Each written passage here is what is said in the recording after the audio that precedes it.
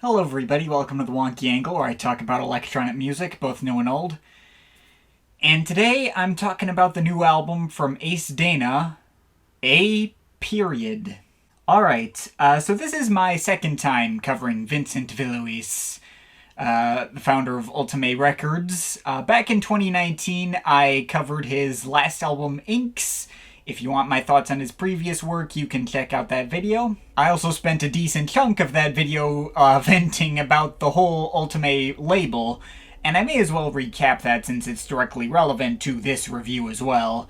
Ultimae Records were once a super consistent hotspot for great ambient, down-tempo, and psytrance adjacent material that had so many different sounds, but all contained under this recognizably warm, organic, and colorful touch. And I at one point had become near obsessed with the entire label thanks to how many gems there were from artists like Solar Fields and Carbon-Based Lifeforms and Asura and Aes Dana himself, among several others, many of which still hold up as all-time favorites to this day, and almost none of which weren't at least really solid. And the whole label's output was that consistent, not just its most recognizable artists. Even the lesser names who'd only release one or two releases, or even the label's various artist compilations would have gems that fit in this whole musical universe. But around like 2015, 2016, the label sort of switched gears into exploring some much colder and more muted mixes that had much more of a focus on ambient techno formulas than I was used to,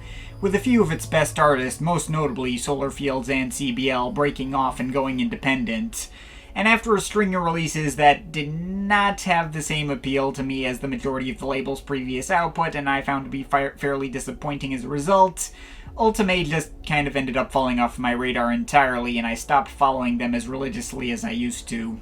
But I have had this history with Aes Dana, and know that even if I wasn't huge on his last album, or that one he did with Mictech back in 2016, he still definitely has more hits in his catalog than misses, so I was willing to give this new album a chance too, and it did help that this had one of my favorite album covers for a release on this label in several years too. Like, back in the day, I used to really like just looking at all the brightly colored photographs that this label attached to all their releases and how they helped, like, set up imagery for the albums themselves. And the newer run of Ultimae releases and remasters have not had nearly as inviting album artwork, but I digress, that shouldn't theoretically matter so long as the music is good. And you know, I'll tell you what, I was kind of expecting this to just end up in the next volume of some stuff I missed, like I was just gonna have a lot of the same things to say here that I did when I covered Inks, but yeah, something definitely hit different about this project that made me want to do a full video on it. Sonically, it does sound very similar to, you know, the stuff he was doing, both on Inks and on Far and Off. Once again, very minimalistic, very low-key and isolated sounding stuff. But for whatever reason, I ended up really liking it this time. It felt like it had a stronger emotional core to it that I wasn't getting out of the projects I heard from the Ultimae catalog in the past couple of years. And the fact that it was actually resonating this time, despite being sonically in the exact same vein as all that stuff, I found underwhelming. It had me like, have I just been listening to all that stuff wrong? Has the newer Ultimae stuff always been this good and I just didn't go into it with the right mindset because the appeal was so different? I mean, I did re-listen to Inks, and that particular album, my opinion hasn't really changed much. But still, finding this album, A Period, it kind of made me think I may need to, like, give this whole most recent era of the Ultimae catalog another chance. Maybe I'll get back to you on that another time, but in the meantime, I mean, I don't think A Period is, like, a masterpiece or anything, but it is easily the most immediately any project from this label has hit me in a good 7 years or so. It's a very moody and desolate experience, as has been the case for most projects the label's put out in that time, but like I said, it feels like it has a lot more of an emotional core to it than something like Inks did. It's being advertised as an elegy for unimaginable loss, and Villuis has said about it that any resemblance with your personal experience is no coincidence. Every track feels like it's either being shrouded in a cloud of dense fog or has rain falling over it, or both. The 10 tracks on here all fit together seamlessly, as I'd hope for and expect. They all feel like they contribute to a single 71-minute piece that's almost entirely ambient. But each section is distinct and recognizable from each other in its own right. There's no, like, super strong lead melodies or anything, but I wouldn't say that was really Aes Dana's strength to begin with. The main appeal here is just the minimal, brooding atmosphere, and it is excellently constructed from start to finish. Right from the very beginning, with opening track Forward, it lets you know exactly what you're getting into with its mix of enveloping moody pads and clicking percussion. Pulled me in pretty immediately, and the rest of the tracks here provided interesting variations on the sonic formula this track created. A track like Transverse Axis may not have stuck out to me on every listen, but like the way the field recordings of Rain are worked into the mix help it stand out, make it feel particularly refreshing. Just makes me feel like I'm standing outside in the middle of a gentle rainstorm, but I'm there by choice and I don't feel like going back inside. And the sounds explored on there are even further built upon with A Bluetiful Day, which adds all these delicate piano licks into the mix that always just stick out in my mind. You got the fuzziness of a cut like Somewhen that intentionally uses clipping audio artifacts to deepen its emotionality without cutting into the expansive atmosphere, or the low-key but oddly dramatic synth strings of Evermore. There's even a few cuts that utilize techno beats in Befallen and Overpass, but even these still stay very low-key, quiet, and introspective.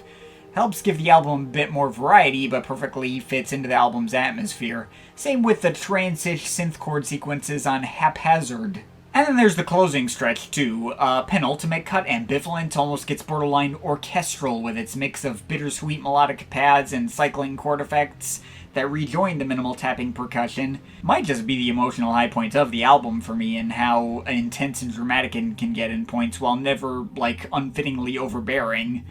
And closer, Evocatory feels like a deep exhale to finish the project out. Brings back a few more pianos, too.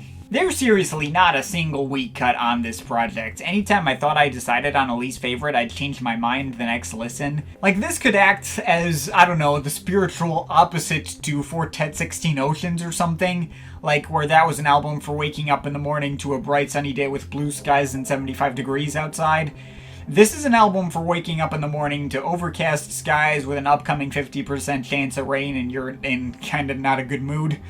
It's dismal and listless, but revels in it and makes that atmosphere seem alluring on its own. And I will not deny having an album for crap weather can be a mood as well, probably a more common occurrence than waking up to great weather. But as I was kind of alluding to with my ramblings in the beginning of this video, what got me excited about this project was that as good as it is, it doesn't feel like it's trying to recapture the appeal of the Ultimae Records I knew from 7 years ago. It feels perfectly in line with the rest of the label's more dismal recent output and hit me in such a way that legit made me want to go back to those projects that I was either let down by or skipped over entirely and see if they click with me now. Already after I heard this, I went back and previewed through some of those projects from like Mictech and Martin Non-Static that I remember I used to find pretty meh, but ended up liking what I heard a lot more than I remembered, so that's definitely promising. I don't imagine this is the kind of project that'll be for everyone, and I still don't think it's nearly on the same level as my favorite Aes Dana projects like Leylines or Parameters,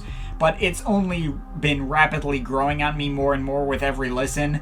I thought it was good when I first heard it, and now on listen 5 I might be convinced we've just barely crossed over into great territory. And it's so great to finally get another Ultimae project that does hit that visceral note for me after all these years. If absolutely nothing else, for all these past years that I've had my iPod bumped it on something and accidentally caused this guy's Aftermath album to start playing because it comes first alphabetically by artist, well, now I got a new album that'll be taking over that honor. In other words, yeah, I'm hanging on to this. I'm overall feeling a solid 8 out of 10 on it. But of course, this is just my opinion. You can feel free to disagree with it, but I'd like to hear your thoughts, so leave the comments in the comment thing down there. Shout out to my Patreon supporters. They're awesome people. You want to add yourself to that list or make me review something, link to my Patreon is in the description. But yeah, that's pretty much it. That's all for today. See you next time.